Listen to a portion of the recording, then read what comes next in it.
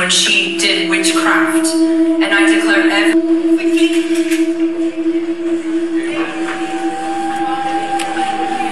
hallelujah. Thank you, Jesus. It's time for more freedom. Now, thank you, Jesus. Enough. She can. Enough. Oh, come. Allow her to speak now. Every demon out of her mouth now, and allow her to speak. Hun, do you want to renounce more? Renounce familiar spirits? I renounce all divination, all the gifts that they gave me, the ability that they gave me. I renounce all of them. I renounce idolatry. I renounce lust of the eyes, lust of the flesh, adultery. I renounce seducing spirits. I renounce all the fun that I work with. Thank you, Jesus. I detach her from all of that now. I cancel every demonic covenant she made when she did witchcraft. And I declare... Two things. Una, demons are real. Malinaw po sa scripture na totoo po talaga yung mga demonic spirits.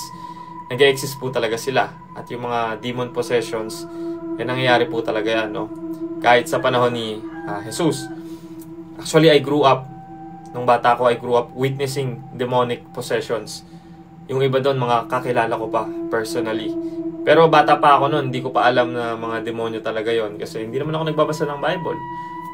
Pangalawa, tayong mga believers po, imposible po tayong mapossess ng demonic spirits, ng demonyo. That's impossible. A true, genuine believer po ay may Holy Spirit na nananahan sa loob natin. So, imposible na nasa'yo na yung Holy Spirit tapos sasanibang ka pa ng demonyo.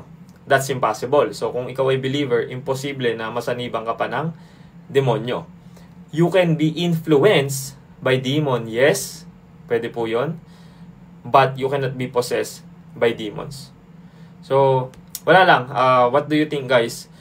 Kasi hindi pa ako nakakakita ngayon ng Kristiyano na nagkakast out ng demons. Kayo po ba? What do you think, guys?